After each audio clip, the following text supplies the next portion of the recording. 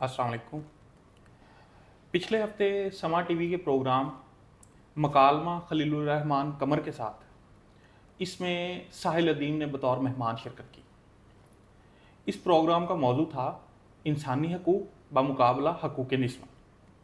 इस प्रोग्राम के अंदर साहिल अदीम साहब ने, जो रेयरसन यूनिवर्सिटी ऑफ टोरंटो कनाडा से पढ़े हुए हैं और पाकिस्तान की बहुत बड़ी मीडिया पर्सनैलिटी हैं, उन्होंने शिरकत की और उन्होंने ये मौक़िफ़ अपनाया कि ख़वातीन के हकूक़ के हवाले से मसाजिद को मोबिलाइज़ करना चाहिए। उसकी वजह यह है कि ख़वातीन जो हैं पाकिस्तान की, वो 95% जो हैं वो नाच गाना, कपड़े पहनना और मेकअप करने में दिलचस्पी रखती हैं और मजहबी हवाले से बिल्कुल जाहिल हैं।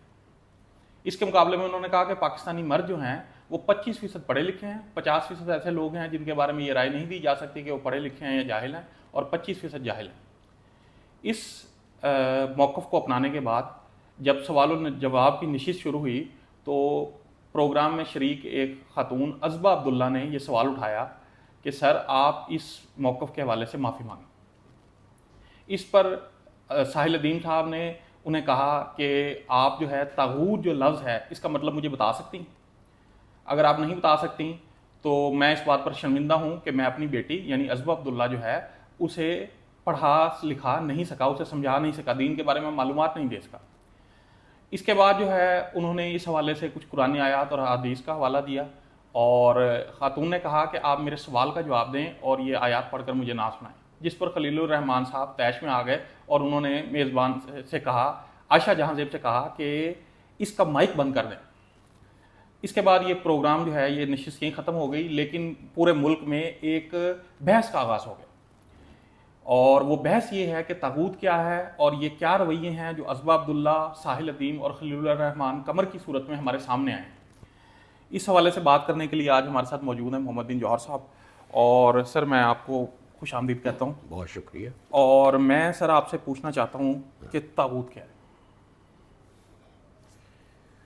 तागूत का मेरा ख्याल ये है कि अब पूरी कौम को, जैसा कि साहिल अदीम साहब ने अपने और या मकबूल जान साहब के साथ अपने इंटरव्यू में कहा कि शुक्र है कि मेरी वजह से पूरी कौम को तागूत का मतलब पता चल गया और मौलाना मौदूदी अलैहि रहमत जो हैं वो अपनी कब्र में बहुत खुश होंगे कि जो काम मैं ना कर सका वो साहिल अदीम ने कर दिया। जी। तो बहरहाल उस पर मेरा ख्याल है हमारे अहले इल्म ने बहुत दाद सुखन दी है कि तागूत से क्या मुराद है। तो मुझे भी काफ़ी वीडियोस देखने का इत्तफ़ाक़ हुआ, तो उसमें मोहतरम जनाब गांधी साहब, मोहतरम जनाब साजिद हमीद साहब और शमसुद्दीन हसन शेगरी साहब जो हैं उनकी गुफ्तगू इस हवाले से काफ़ी अच्छी है।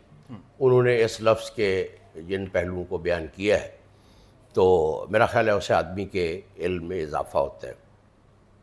तो अब तो चूँकि हर ऐरा गैरा और नथु खैरा हमारे जैसा जो बंदा है वो भी इस मौजू पर इजहार ख्याल कर रहा है कि जी इसका क्या मतलब है। तो मेरा ख्याल ये है कि जो इस लफ्ज़ के मानवी मुहतवियात हैं या उसका जो कंटेंट है मीनिंग का, उस पर तो चलो बात हो सकती है, लेकिन मजहबी तौर पर तो इस पर गुफ्तगू करने के लिए उलमा ही क्वालिफ़ाई करते हैं। तागूत के हवाले से जो बात मैं अर्ज़ करना चाहता हूँ कि उस प्रोग्राम में जिसका आपने हवाला दिया उसमें साहिल अदीम साहब जो हैं वो कहते हैं कि जॉइंट फैमिली सिस्टम एक तागूत है, और इससे भी ज़्यादा दिलचस्प उनकी ये बात थी कि तागूत सबसे बड़ा गुनाह है। तो वो दूसरों को जाहिल कहने का तो बहुत शौक़ रखते हैं, लेकिन जब वो ये कहते हैं तो कि तागूत सबसे बड़ा गुनाह है, तो ये इल्म का या मजहबी इल्म का ये कौन सा दर्जा ऐसे ज़ाहिर होता है, और क्या इसे भी हम यानी कि जो आदमी इस तरह की बात करता है तो क्या उसे आलिम कहा जा सकता है? मेरा ख्याल है ये काफ़ी मुश्किल है। वो जो सारा प्रोग्राम है उसके बाद भी मैंने जितनी वीडियोस देखी और साहिल अदीम साहब का इंटरव्यू वगैरह देखा, क्योंकि मैं उनको ज़्यादा नहीं देखता, तो उसके बाद जो ये गुफ्तगू है, मजहबी गुफ्तगू का जो एक तनाजुर है, मैं उस हवाले से बात करना चाहता हूँ। तागूत जो है, तागूत के हवाले से मैं जो थोड़ी बहुत मेरी मालूमात हैं, मैं समझता हूँ कि तागूत اور باطل کے جو الفاظ ہیں وہ تقریباً تھوڑے بہت فرق کے ساتھ ہم مانی ہیں. یعنی باطل کے لفظ میں یا باطل جس چیز کی طرف اشارہ کرتا ہے اس میں انکار کا عنصر غالب ہوتا ہے، وہ حق کے مقابلے میں باطل ہے. اور جو طاغوت ہے اس میں جو اس کا ایک میننگ کانٹینٹ ہے اس لفظ کا یا جس چیز کی طرف وہ اشارہ کرتا ہے اس میں بغاوت کا عنصر غالب ہے اور وہ اطاعت کے مقابلے میں ہے. باطل حق کے مقابلے میں ہے اور جو طاغوت ہے وہ اطاعت کے بالمقابل ہے. اچھا، اب میں ان دونوں کو تقریباً ہم مانی سمجھتا ہوں، اس فرق کے ساتھ کہ باطل میں انکار غالب ہے اور طاغوت میں سرکشی یا بغاوت غالب ہے. اس میں جو سب سے اہم چیز ہے وہ یہ جاننا ضروری ہے کہ باطل اور طاغوت دونوں اپنے تاریخی مصداقات رکھتے ہیں. یعنی باطل اور طاغوت مشار الیہ ہیں. ہم یہ تاریخ میں حق اور جو ایک سرنڈر ہے یا اطاعت ہے اس کے بالمقابل وہ اپنے آپ کی جو تاریخی تشکیل کرتے ہیں وہ ایک طرح سے مشار الیہ ہے. دوسری جو بہت اہم بات ہے جس کی طرف ان ساری گفتگوؤں کے بعد جس کے بارے میں ہمیں بہت سنجیدگی سے سوچنا چاہیے وہ یہ ہے کہ جو علمی گفتگو کا اور مذہبی گفتگو کا جو بنیادی ترین پیراڈائم ہے یعنی وہ ہے کفر و اسلام کا. یعنی ہم جو بھی گفتگو کرتے ہیں یعنی اسلام نے تہذیب کو صاف ظاہر پیدا کیا اور ہر تہذیب ایک تاریخی تشکیل رکھتی ہے. اس تاریخی تشکیل کو کے اندر رہتے ہوئے جب ہم بات کرتے ہیں تو وہ ایک اس کا غیر ہوتا ہے. جیسے آج کی موجودہ مغربی تہذیب جو ہے اس کا ایک سیلف سٹیٹمنٹ ہے، اس کی ایک تاریخی تشکیل ہے جو ایکسیسیبل ہے، جو ہم جانتے ہیں کہ یہ مغربی تہذیب ہے، اس کے یہ خواص ہیں، اس میں یہ چیزیں پائی جاتی ہیں. اور مغربی تہذیب اپنے آپ کو دوسری تہذیبوں سے ایک ایکسکلوسیوٹی کے ساتھ دیکھنے کا ایک داعیہ رکھتی ہے. وہ اپنے اس امتیاز کو کسی صورت بھی کمپرومائز کرنے کے لیے تیار نہیں ہے. ہمارے ہاں یہ مسئلہ ہوا ہے کہ ہمارے ہاں 18ویں صدی کے اواخر سے دھیمے شروع میں اور 19ویں صدی کے جو ابتدائی 30-40 سال ہیں ان میں بہت ایک گھن گرج کے ساتھ ہمارے ہاں ایک بحث ہوئی توحید کیا ہے یا شرک کیا ہے. اس میں جو تحریک مجاہدین ہے اس کے جو اساتین ہیں ان میں سے ایک شاہ اسماعیل شہید تھے جنہوں نے تقویۃ الایمان لکھی. تقویۃ الایمان کی صورت میں وہ توحید اور شرک کی بحث جو ہے وہ اپنے نقطہ عروج کو پہنچ گئی اور اس میں وہ بحث جو ہے وہ آج تک انکنکلوسیو ہے. یعنی اس بحث کا کوئی فیصلہ نہیں ہو سکا ہے. لیکن اس گفتگو کے اس جو ایک کنٹروورسی تھی یا آپس میں جو ایک مناقشہ تھا علمی، اس کے مسلم معاشرے اور خاص طور پر مسلم شعور پر اور ہمارے علوم پر اس کے بہت گہرے اثرات مرتب ہوئے. اس میں جو سب سے بڑا اثر ہوا کہ جب توحید اور شرک کی بحث شروع ہوئی تو شرک اور کفر اپنی جو تاریخی تشکیلات اسلامی معاشرے اور اسلامی تہذیب سے باہر رکھتے تھے وہ مطلقاً نظر انداز ہو گئے. اب اس بحث کے نتیجے میں ہم نے شرک کو اور توحید کو اپنے اسلامی معاشروں کے اندر تلاش کرنا شروع کر دیا. اب باطل، طاغوت، کفر جو بھی تاریخی تشکیلات رکھتا تھا اسلامی تہذیب سے باہر وہ غیر اہم ہو گئی.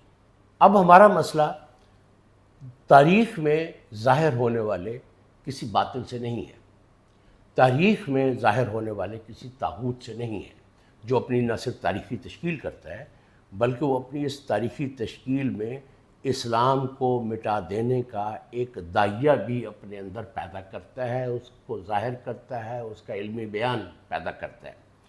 تو ہمارے ہاں پچھلے 200 سال میں جو مذہبی یا علمی مباحث پیدا ہوئے وہ ان پر اس کنٹروورسی کا بہت گہرا اثر ہے، اس کا بنیادی تناظر وہی ہے، اور وہ بنیادی تناظر کیا ہے؟ اس میں میری گزارش یہ ہے کہ اس بحث سے کہ توحید اور شرک کی جو بحث تحریک وہابیت کی وجہ سے یہاں شروع ہوئی، اس سے ہمارے مذہبی اور غیر مذہبی علمی مباحث کا جو مزاج ہے وہ مکمل طور پر تکفیری ہو گیا۔ اگر آپ یہ ساحل ادیم صاحب اور خلیل الرحمن قمر صاحب کی جو گفتگو ہے، اس کو اگر آپ غور سے دیکھیں تو آپ کو ایسے لگے گا جیسے آپ 19ویں صدی کے ابتدائی دور میں شرک اور توحید کی ہونے والی بحث کا ایک جدید ری پلے دیکھ رہے ہیں۔ مثلا خلیل الرحمن قمر اس خاتون سے جس کا آپ کیا نام ہے؟ عزبہ عبداللہ۔ عزبہ عبداللہ جو ہے، اس سے جو ڈائریکٹ کوشچن کرتا ہے کہ آپ کو قرآن آیات سے کوئی مسئلہ ہے؟ یعنی یہ سوال کرنا، میں نے بھی وہ گفتگو سنی ہے، میرے ذہن میں یہ سوال نہیں آیا۔ ہو سکتا ہے اس نے یہ بات اس لیے کہی ہو کہ جو موضوع زیر بحث ہے، جس چیز کی طرف اس نے اشارہ کیا ہے، وہ باقاعدہ یہ کہتی ہیں کہ اس میں قرآنی آیات کا حوالہ دینا جو ہے وہ اس کا محل ہی نہیں ہے۔ تو اگر اس نے یہ بات کہہ دی کہ قرآنی آیات کا یہ محل نہیں ہے کہ آپ قرآنی آیات پڑھ کے کوئی ججمنٹ دیں، تو اس طرح کی جو جب اسے یہ سوال کرتا ہے کہ آپ کو قرآنی آیات سے مسئلہ ہے، تو اس کے پیچھے ایک سوچ کام کر رہی ہے کہ اس کو قرآنی آیات سے مسئلہ ہے۔ یہ سوال نہیں ہے، یہ ججمنٹ ہے۔ جب وہ پوچھتا ہے کہ کیا آپ کو قرآنی آیات سے کوئی مسئلہ ہے، اس کا مطلب اس کے پیچھے جو سوچ کام کر رہی ہے وہ ججمنٹ ہے کہ اس لڑکی کو قرآنی آیات سے مسئلہ ہے، میں اس کو آرٹیکولیٹ کرنا چاہتا ہوں، اور اسے اگلے مرحلے میں میں اس کو کافر قرار دینا چاہتا ہوں، کیونکہ جو خاتون قرآنی آیات سے جس کو مسئلہ ہے وہ کافر ہی ہو سکتی۔ تو یہ ہمارے علوم کا جو گزشتہ 200 سال میں ہم نے یہاں پیدا کیے ہیں، یہ ان کا بنیادی مزاج ہے۔ جیسے طاغوت ہے، میں سمجھتا ہوں کہ باطل اور طاغوت تاریخی تشکیلات رکھتے ہیں، وہ مشار الیہ ہیں۔ باطل کو اور طاغوت کو اور شرک کو اسلامی معاشروں کے اندر تلاش کرنا، اور اس طاغوت کو، اس باطل کو اور اس شرک کو فراموش کر دینا جو اپنی تاریخی تشکیل مکمل کر کے مسلم معاشروں پر مکمل طور پر غالب آ چکا ہے، یہ ہمارے ذہن کے حتمی انہدام کو ظاہر کرتا ہے۔ یعنی یہ بات اس پر زور دینا بہت زیادہ ضروری ہے کہ باطل کو، جیسے اب ساحل ادیم صاحب یہ فرماتے ہیں کہ خاندانی جو جوائنٹ فیملی سسٹم ہے وہ ایک طاغوت ہے، وہ طاغوت بہت بڑا گناہ ہے۔ یہ گناہوں کی جو لسٹیں ہمارے فقہا نے یا ہماری شریعت نے مقرر کی ہیں، یہ اس میں ایک اضافہ ہے۔ اس میں مسئلہ کیا ہے؟ اس میں ایک اور بہت اہم مسئلہ ہے۔ وہ مسئلہ یہ ہے کہ توحید اور شرک کی وہ بحث جو تحریک مجاہدین کے زمانے سے شروع ہوئی اور تقویت الایمان کی صورت میں اپنے نقطہ عروج کو پہنچ گئی، اس بحث کا ایک فوری نتیجہ نکلا، اور وہ نتیجہ تھا شریعت سے مکمل طور پر دستبرداری۔ یعنی پچھلے 200 سال سے ہم کچھ چیزیں طے کرنے میں لگے ہوئے ہیں۔ ہم یہ طے کرنا چاہتے ہیں کہ خالص دین، اصل دین، حقیقی دین کیا ہے۔ جب میں وہ جان لوں گا تو اس کے ذریعے سے میں یہ سامنے جو میرا مخاطب ہے، میں اس بندے کو کافر قرار دے سکتا ہوں، میں اس بندے کو مشرک قرار دے سکتا ہوں۔ برِ صغیر میں مسلمانوں کے مذہبی ذہن کی جو تشکیل ہے، اس میں یہ عنصر انتہائی غیر معمولی طور پر ایک مرکزی حیثیت رکھتا ہے کہ میں اصل دین، حقیقی دین تک رسائی حاصل کر چکا ہوں، اور اس کے جو قضائے ہیں وہ یہ ہیں، ان قضائے کی روشنی میں میرے سامنے جو بندہ بیٹھا ہے وہ کافر اور میں مسلمان ہوں۔ اب اس پورے مذہبی ڈسکورس میں جو مسئلہ ہے وہ یہ ہے کہ پچھلے 200 سال سے جو ہمارا مذہبی اور علمی ڈسکورس پیدا ہوا ہے، اس میں وہ باطل جو ہم پر غالب آ چکا ہے سیاسی اور معاشی ذرائع سے، طاقت کے ذرائع سے، یعنی تہذیبی اوضاع میں وہ باطل، وہ طاغوت، وہ تہذیب جو ہمارے اوپر غالب آ چکی ہے، وہ کبھی موضوع گفتگو نہیں بنتی۔ مثال، اس کی میں ایک مثال عرض کرتا ہوں۔ اگر یہ کہا جائے کہ امریکہ ایک کافر تہذیب ہے اور اس کا جو اکیڈیمیا ہے جو بہت بڑا علم پیدا کرتا ہے، جو علم کا دنیا میں ظاہر ہونے والا سب سے بڑا کارخانہ ہے، اگر ہم اس کو کہیں کہ یہ کافر اکیڈیمیا ہے، اگر یہ دو لفظ آپ بول دیتے ہیں تو مہذب لوگ آپ کو اپنی کمپنی میں نہیں بٹھائیں گے۔ یعنی امریکہ کو کافر کہنا مشکل ہے، اس کی اکیڈیمیا جو انکار پر مبنی اپنا علم پیدا کرتی ہے، جس کی لازمی صفت جو ہے جو اس سے الگ نہیں کی جا سکتی، وہ اس علم میں اس کی رگوں میں گردش کرنے والا انکار ہے۔ اب اگر ہم امریکہ کو کہیں کہ وہ ایک باطل تہذیب ہے، وہ ایک کافر تہذیب ہے، وہ کفر کی ایک تاریخی تشکیل ہے جو مسلم ممالک پر مکمل غلبہ حاصل کر چکی ہے، ہم نے اس غلبے کے خلاف لڑنا ہے، ہم نے اس علم کے خلاف لڑنا ہے جو اس غلبے کو اساس فراہم کرتا ہے۔ جبکہ ہم یہاں کیا کر رہے ہیں؟ ہم اپنے معاشروں میں باطل، طاغوت اور شرک کی تلاش میں، ہم اپنے لوگوں میں اسلامی معاشروں کے اندر شریعت سے ہم مکمل طور پر دستبردار ہو چکے ہیں، جو ایک تاریخ کی انہیریٹنس تھی اس سے ہم دستبردار ہو چکے ہیں۔ ہم کچھ کتابیں ہمارے ہاتھ لگ گئی ہیں اسلاف سے، ہم ان کتابوں کی اثر نو ایک تعبیر کرنا چاہتے ہیں، اور وہ تعبیر جو ہے وہ آلاتی ہوگی، وہ انسٹرومنٹل ہوگی۔ میں اس سے امریکہ کو، جیسے کہ حسن البنا نے کہا جب وہ وہاں گئے، میرا خیال ہے وہی سے جب وہ یورپ گئے، وہ ماڈرن تحریک تھی، وہ کہتے ہیں کہ جب وہ انگلینڈ گئے تو انہوں نے کہا کہ میں نے یہاں اسلام دیکھا ہے، مسلمان نہیں دیکھے، اور جب وہ مصر میں آئے تو انہوں نے کہا کہ میں نے یہاں مسلمان دیکھے، اسلام نہیں دیکھا۔ یہ جو ایک سکیزوفرینک، یہ اختلال حواس، یہ ہماری ادراک میں جو اختلال ہے، ہمارے شعور میں جو واقع ہونے والا اختلال ہے، مسلم ذہن کا جو مکمل سکیزوفرینیا ہے، یہ سٹیٹمنٹ اس کو ظاہر کرتا ہے۔ مسلم ذہن کا اس چیز سے جو چیز زیر بحث ہے کہ بر صغیر میں تحریک یا وہابیت کی آمد کے بعد جو مباحث شروع ہوئے، اس کا ایک بہت بڑا امپیکٹ یہ ہوا ہے کہ مسلم ذہن تاریخ میں ظاہر ہونے والے کسی معروض کے ساتھ تعامل کرنے کے قابل نہیں رہا۔ یعنی اگر ہم امریکہ کو یا ماڈرنٹی کو دیکھتے ہیں تو ہم یہ نتیجہ نکالتے ہیں کہ اتنی بڑی تہذیب جو امریکہ نے پیدا کی ہے، وہ اسلام کی مراد، جیسے حسن البنا نے فرمایا کہ وہ اسلام کی مرادات کے عین مطابق ہے، اور یہ تہذیب صرف ان وسائل سے پیدا ہو سکتی تھی جو اسلام نے قرآن مجید وغیرہ صورت میں فراہم کی ہے۔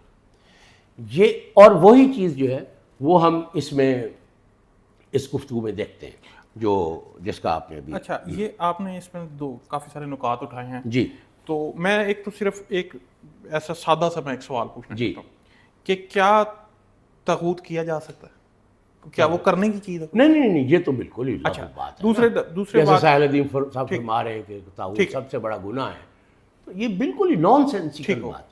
اچھا، اس کا یعنی کہ کوئی ہمارے تاریخی حوالہ کوئی ہے، کوئی اسلامی نہیں، میرا خیال ہے آپ کسی بھی عالم سے پوچھ رہے ہیں، میں ساجد حمید صاحب نے اس چیز کو موضوع بنایا ہے، ٹھیک ہو، کہ اس کو گناہ کے طور پر جو کہنا ہے، وہ مذہبی عالم ہے، مجھے ان کی یہ بات بڑی اچھی لگی کہ وہ طاغوت کو گناہ سب سے بڑا گناہ کہنا جو ہے، اس کا کوئی معنی نہیں ہے۔ اچھا، لیکن یہ میں ایک دوسرا سوال، یہ میں اصل میں کچھ پوائنٹس میں تاکہ یہ بالکل سمپلیفائی ہو جائے۔ جی، جو طاغوت ہے اس کو گناہ اگر ہم کہیں تو اس سے ہمیں یہ فائدہ حاصل ہوتا ہے، مجھے صرف یہ بتائیں کہ کیا طاغوت مسلمان ہو سکتا ہے؟ اگر طاغوت کوئی کرنے کی چیز ہے اور وہ گناہ ہے تو گناہ تو مسلمان کرتے ہیں، پھر تو وہ مسلمان طاغوت ہو سکتا ہے۔ مثلا ہماری شریعت نے اور ہمارے فقہ میں صاف ظاہر ہے وہ ڈوز اینڈ ڈونٹس کا ایک مجموعہ ہے، جی، اس میں طاغوت کو ایک گناہ کے طور پر اس میں شامل نہیں کیا گیا، جی، اس لیے یہ بالکل لاغو بات ہے کہ طاغوت ایک گناہ ہے۔ صحیح۔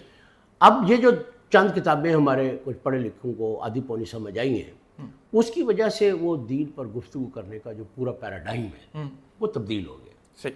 اب میں اپنے سامنے بیٹھنے والے شخص کو اگر 19ویں صدی کے اوائل میں اس کو مشرک کہتا تھا اور اپنے آپ کو موحد کہتا تھا تو اس میں ترقیاں ہو گئی۔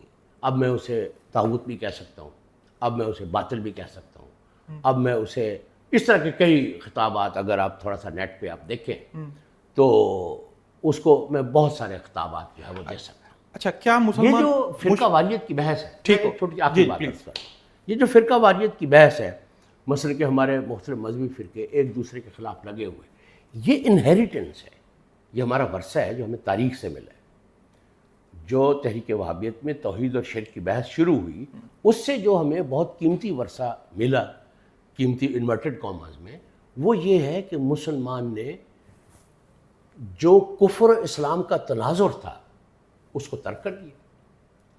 اب اس کو یہ لگژری حاصل ہو گئی کہ وہ اس کو مکمل طور پر نظر انداز کر سکتا ہے. کفر کو ایسا کفر جو اپنی تاریخی تشکیل رکھتا ہے اور اسلام پر، اسلامی تہذیب پر وہ مکمل طور پر غالب آ چکا ہے اس وقت جو صورتحال ہے. اب میرا وہ مسئلہ ہی نہیں رہا کہ میں جہاد کی طرف لوٹ کے یا اپنے اس سیاسی قلب، یعنی یہ صرف مذہبی مسئلہ نہیں ہے. مغلوب معاشرے جو ہیں وہ کسی بھی ورلڈ ویو پر کھڑے ہو، ریڈ انڈین کا بھی ایک ورلڈ ویو تھا نا، لیکن وہ آخری انسان تک لڑتے رہے، آخری دم تک لڑتے رہے. یعنی یہ صرف مذہب کا، یہ تو انسانی ایک مسئلہ ہے کہ جو میرے اوپر غالب آیا ہے، میں اس کی غالب کا جو ظلم اور استبداد ہے یا استحصال ہے، میں اس سے نجات پانا چاہتا ہوں. اب یہ ہمارا مسئلہ نہیں رہا. اب ہمارا مسئلہ یہ ہے کہ میں کفر کو، میں طاغوت کو، میں مشرک کو اور میں باطل کو اسلامی معاشرے کے اندر آئیڈینٹیفائی کرنا چاہتا ہوں اور اس کے خلاف جد و جہد کرنا چاہتا ہوں. اور اس کے خلاف اس جد و جہد میں وہ جو تاریخی تشکیل رکھنے والا باطل ہے، وہ جو تاریخی تشکیل رکھنے والا طاغوت ہے، وہ جو تاریخی تشکیل رکھنے والا جو کفر ہے، میں اس کی ہر طرح سے معاونت حاصل کروں گا. میں اس سے پیسے بھی لوں گا، اسے بتاؤں گا کہ اس کے خیالات جو ہیں وہ مغرب کے خلاف ہیں. تو یہ پچھلے 200 سال میں ہماری تاریخ کا ایک حصہ ہے. تو اس طرح سے دوسرا اس میں ایک بڑی مزیدار بات ہے، میں بڑا پریشان ہوا کہ اس بحث میں انہوں نے ہندو کلچر کی بھی بات کی. جی. اب اس میں کوشچن یہ ہے کہ وہ خود جس کلچر کی ریپریزنٹیٹیو ہے وہ ویسٹرن کلچر ہے. میرا کیا سوال یہ ہے کہ اگر حضرت عمر رضی اللہ تعالیٰ عنہ اور ابو جہل اور ابو سفیان اسلام لانے سے پہلے اگر ان کا کلچر ایک ہو سکتا ہے، تو میرے کلچر اور ہندو کلچر میں جتنی مماثلتیں ہیں، مجھے تو کبھی ان سے کوئی مسئلہ نہیں ہوا. جو رسومات ہیں، جو مماثلتیں ہیں، یعنی کچھ چیزیں جو ہوتی ہیں وہ اس عمل کے خلاف یقیناً ہیں جو کہ اللہ تعالیٰ نے ہمیں شریعت کے ذریعے سے جن کا پابند بنایا ہے. لیکن کلچرل چیزیں جو ہیں وہ تو اس سے باہر بھی ایگزسٹ کرتی ہیں نا. تو سوال یہ پیدا ہوتا ہے کہ اگر حضرت عمر رضی اللہ تعالیٰ عنہ اور ابو جہل کا کلچر ایک ہو سکتا ہے تو میرا اور پرشوتم داس کا کلچر ایک کیوں نہیں ہو سکتا؟ اس میں کیا مسئلہ ہے؟ اگر میں موحد ہوں، میں شریعت پر کاربند ہوں، لیکن کلچر میرا مکمل طور پر ہندو ہے، تو اس میں مسئلہ کیا ہے؟ مجھے تو آج تک سمجھ نہیں آئی کہ اگر شادی بیاہ کی رسومات ہیں یا دوپٹہ لینا ہے، شلوار قمیض پہننا ہے، ویسٹ کوٹ پہننا ہے، ہندوؤں کا ہمارا کلچر مکمل طور پر اس میں غیر معمولی مشابہت ہیں. اگر میں سرائکی زبان بولتا ہوں تو جو سرائکی بولنے والے ہندو ہیں یا سرائکی بولنے والے سکھ ہیں، یا میں پنجابی بولتا ہوں یا کوئی سندھی زبان بولتا ہوں، ان کے ساتھ جو ایک کلچرل افینٹی ہے ہماری، اس سے کیا مسائل پیدا ہوتے ہیں؟ میری سمجھ میں تو یہ کبھی بات نہیں ہے کہ ہندو کلچر، اگر میں نے اپنی زندگی جو ہے وہ گزاری ہے، جوائنٹ فیملی سسٹم جو ہے وہ یہاں کے کلچر کا حصہ تھا، یہاں کے کلچر کا حصہ ہونے کی حیثیت سے اگر وہ مسلمانوں میں بھی جاری رہا ہے تو اس میں کیا پرابلم ہے؟ صحیح. اس کو طاغوت کہہ دینا. اب یہ ہمارا جو ڈسکورس ہے نا وہ اس طرح سے آپریٹ کرتا ہے. اور اگر وہ گفتگو جاری رہتی تو مجھے یہ اندیشہ تھا کہ وہ جو عزبہ عبداللہ ہے وہ طاغوت کا خطاب لے کر وہاں سے اٹھتی، یعنی نسوانی طاغوت کے دریافت کرنے میں بہت اہم پیش رفت ہوتی ہے کہ آخر کار ہمارے علماء کرام نے نسوانی طاغوت بھی دریافت کر لیا ہے جو عزبہ عبداللہ کی صورت میں اس وقت وہاں موجود ہے. اور این ممکن ہے کہ وہ یہ جو کراؤڈ ہے جو لنچنگ کرتے ہیں جیسے سوات میں ہوا، یہ کیا ہو رہا ہے؟ یہ اسی ذہنیت کی ایک ریفلیکشن ہے کہ میں نے کفر کو، شرک کو مذہب کے دشمن کو، اللہ اور اللہ کے دشمن کو، جو اس کا اللہ اور اللہ کے رسول کا حقیقی دشمن ہے، مسلمانوں کے در پہ آزار ہے، مسلمانوں کے معاشروں پر غالب آ چکا ہے، مجھے اس سے کوئی مسئلہ نہیں ہے، کیونکہ میں نے وہاں نوکری کرنے جانا ہے، میں نے تعلیم کے لیے بچے کو وہاں بھیجنا ہے، اس سے مجھے کوئی مسئلہ نہیں ہے۔ میں وہ کام جو ہے وہ اپنے معاشرے میں کرنا چاہتا ہوں، میں اللہ اور اللہ کے رسول کو جو علل اعلان دنیا میں کہتا ہے اس سے مجھے کوئی مسئلہ نہیں، لیکن یہاں میں تلاش میں ہوں۔ کوئی زمانہ تھا کہ لوگ عاشق رسول کی تلاش کیا کرتے تھے کہ چلو اس کی صحبت میں بیٹھیں گے تو حضور علیہ الصلوۃ والسلام کی غلامی کا کوئی سلیقہ ہمیں بھی آ جائے گا۔ آج ہم جو گستاخ رسول ہے ہم دن بھر اس کی تلاش کرتے رہتے ہیں۔ تو یہ جو ایک ٹرانسفارمیشن ہوئی ہے ہماری سوسائٹی میں، یہ جو ایک بہت بڑی تبدیلی آئی ہے ہمارے معاشرے میں، اس کے پیچھے ہمارا ایک تاریخی اصلاح کا جذبہ نہیں ہے اس کے پیچھے؟ نہیں، کوئی اصلاح کا جذبہ نہیں۔ وہ دیکھیں جو اصلاح کا مطلب ہے نا، وہ انگریزوں کے آنے کے بعد وہ ریفارمز کہتے تھے، جی، تو انہوں نے اس کا ترجمہ کیا اصلاحات۔ مولوی چراغ علی کی کتاب بھی ہے ریفارمز، پولیٹیکل اور پتہ نہیں اس طرح کے ریفارم۔ تو اصلاح جو ہے نا بنیادی طور پر یہ ایک مڈرنٹی کا پیدا کیا ہوا ایک طریقہ کار ہے، معاشرے کو مذہب سے دور لے جانے کا طریقہ کار ہے۔ صحیح۔ تو جو مجدد آتے ہیں کچھ عرصے کے بعد جو آ کر، تو وہ یہ علماء کرام وہ کام نہیں کر رہے؟ استغفر اللہ یار، ان میں سے دین آپ اپنے تجربے میں دیکھیں گے، دین معاشرے سے، ہماری ذاتی زندگیوں سے غائب ہوتا چلا جا رہا ہے ان اصلاحی تحریکوں کے نتیجے؟ ان اصلاحی تحریکوں کے نتیجے۔ صحیح۔ اچھا، اس میں یہ جو علم ہم نے 200 سال میں پیدا کی، اس کی ایک بہت بڑی کہ یہ انسان دشمن علم ہے۔ کیسے؟ تمہیں کوئی قرآنی آیات سے مسئلہ ہے؟ یہ کیا ہے؟ واٹ از دس؟ یہ کیا ہے؟ مطلب اس سے میں کیا چیز باور کرانا چاہتا ہوں؟ یعنی پورا مذہب جو ہے وہ میں انسانوں کی دشمنی میں ڈپلوائے کر دیتا ہوں۔ کس چیز کے لیے؟ کیونکہ میں اپنی جو پوزیشن رکھتا ہوں کہ میں مذہب کا علم سر بلند رکھنا چاہتا ہوں۔ میں تو فائٹر ہوں، میں تو مذہب کے دشمنوں کو مٹا دینا چاہتا ہوں، اور وہ یہ طریقہ ہے۔ نہیں تو جو حقوق نسواں ہیں وہ تو مغربی تصورات ہیں، وہ خاتون جو ہیں عزبہ عبداللہ جو ہیں وہ تو حقوق نسواں کی علمبردار بن کر وہاں بیٹھی ہیں۔ جو ساحل ادیم اور خلیل الرحمان قمر ہیں وہ تو اس کے بالمخالف جو اسلامی فکر یا تفکر ہے اس کی وہ نمائندے۔ دیکھیں میری عرض یہ ہے، دیکھیں جو ہیومن رائٹس کا تصور ہے نا، پہلے اسے دیکھنا چاہیے۔ خواتین کے حقوق بعد میں آتے ہیں، صحیح، پہلے ہیومن رائٹس۔ اس human rights, the human rights, جی، یہ ترکیب ہے مکمل۔ صحیح۔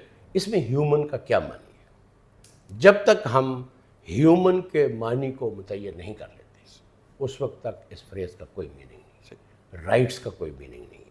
تو آپ کا کیا خیال ہے اس پروگرام میں ساحل ادیم صاحب یا خلیل الرحمان قمر صاحب اس موضوع پر گفتگو کرنے کی کوئی صلاحیت رکھتے ہیں؟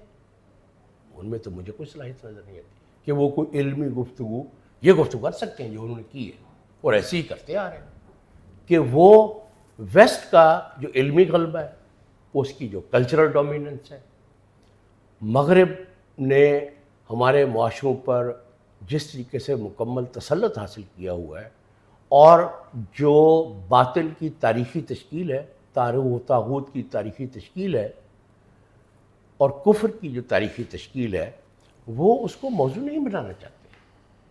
کیوں بنائے موضوع؟ کیا ضرورت ہے اس کی؟ صحیح۔ تو اس پروگرام کے بعد جو بحث چھڑی اس کے نتیجے میں بہت سارے گروہوں نے اس پر داد سخن دی، جی، تو جن میں بڑے بڑے نام ہیں۔ تو اس بحث کو آپ نے سنا، اس کے بارے میں آپ کی کیا رائے ہے؟ مجھے اس میں مایوسی ہوئی ہے۔ دیکھیں ایک چیز ہے لغت کے ذریعے سے یا لغات کے ذریعے سے یا پرانی کتابوں کے ذریعے سے یا نئی کتابوں کے ذریعے سے آپ جو اس کا لفظی معنی ہے وہ متعین کرنے کی کوشش کریں، لیکن یہ الفاظ جو ہے نا یہ بڑے لفظ ہیں، ان کا جو معنوی محتویٰ ہے وہ بہت بڑا ہے۔